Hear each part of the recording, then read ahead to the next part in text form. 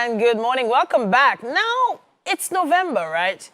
And I know you probably have a few things you said you were going to be doing, maybe by August, by September, but it hasn't happened yet.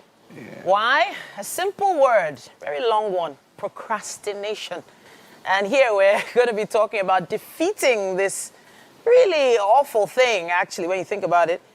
We have Gabriel Balogun here with us today to discuss this. He is a business development strategist.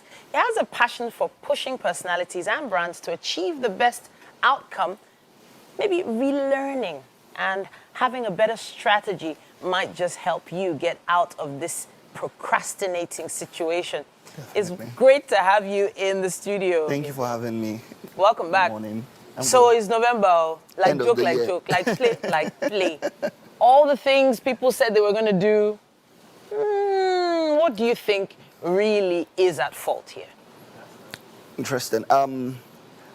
So let me begin by saying that we are not procrastinators. We just have the habit of procrastinating. Okay. I think that reframing is very important because it helps us deal with it with science, right? I believe that of the numerous reasons, the culprits for procrastinating is stress. Stress. Yes. The average Nigerian is stressed. Yes. And because it's a habit, the think about it, every habit has three levels or three parts. Trigger, pattern, reward.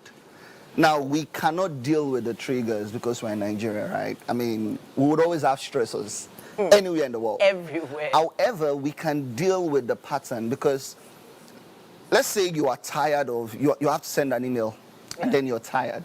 Yeah. Your brain is telling you, sis, you're too tired to start thinking of how to write this email. Just watch some skits. Yeah, on your So phone. that's the trigger, stress. But you move away from doing the tasks to watching videos or skits. And then that's the pattern. And then you get the reward. So when people think about their goals, and they're like, man, I've not achieved this. Man, I don't even think I have the power to push for this. Yeah. They don't do it. And then they go do something else, right? And so what they need to do is to break that pattern, that instead of moving away from the tasks when they're stressed, they need to do it. And the easiest way to do that is to think of the task as input-based as opposed to output-based. So let's say you were supposed to start a business. Okay. But you're tired, you're fatigued, you're thinking of everything that is happening in Nigeria. How am I going to start this business and all of that?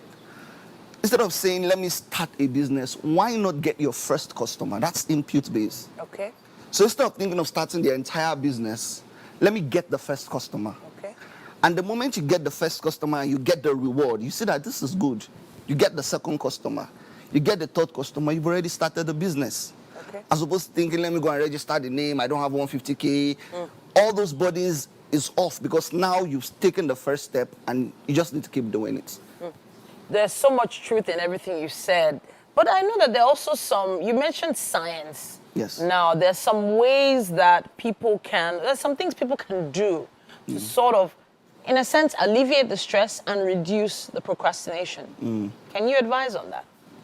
And that's why I like the topic, motivation. No one can really motivate you except yourself. Now, I know a lot of motivational speakers can come from my head, but the truth is, if you're not willing to do anything, you cannot do anything. So the very first thing is you need to ask yourself, why do I not want to do this? That's the science. Identify the reason why you don't want to do it. Why don't I want to send that email? Why don't I want to ask that girl out? Why am I afraid of doing it? Is it boring?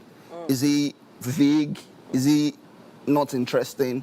Once you figure that out, you need to now reframe the task to become something that is enjoyable for you. Okay. So you need to think of the reward and then imagine yourself enjoying that reward. And that sort of gives you energy to take the very first step. I can probably give an example of myself procrastinating here. So I started, I think this was 2019, started a candle business. Interesting. And I have all the candle wax, all the fragrances, all the colors. I even have packaging. I have everything I need to just launch. I even saved the Instagram handle. I've done everything.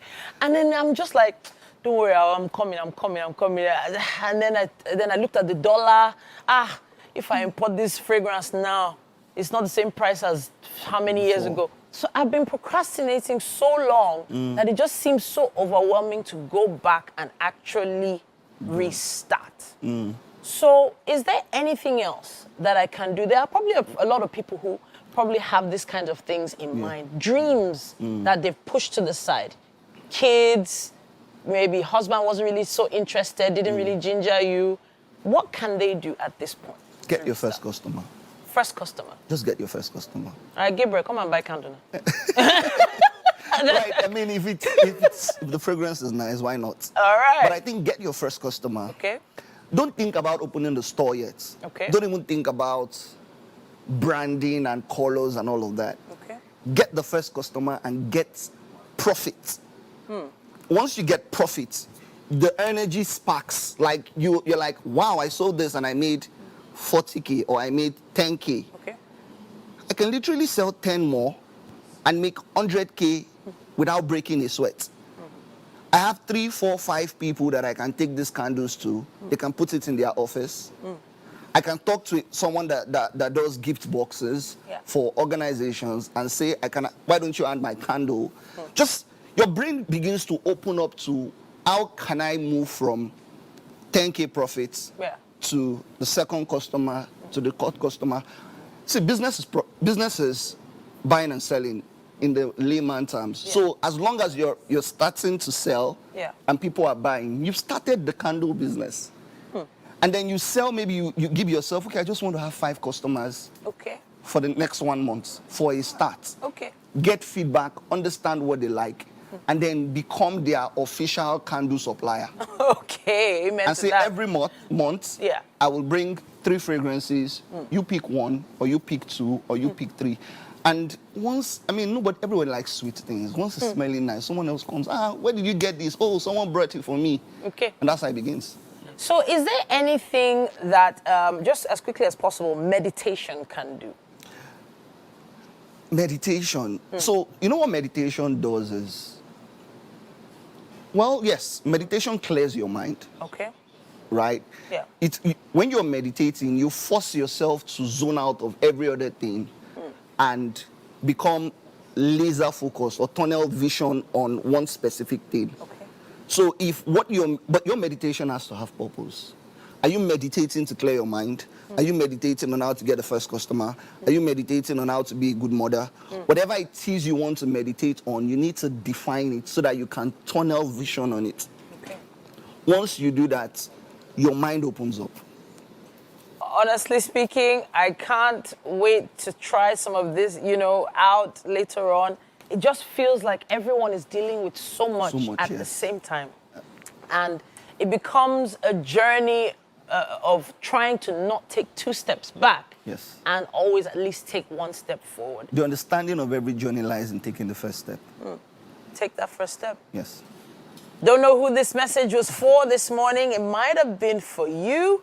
It might have been for you. Whoever it was for, you should share your thoughts on this. I can't wait to see them. Use our hashtag WakeUpNigeria on TVC and let us know. Hopefully you are not one of the procrastinators. And by 2024,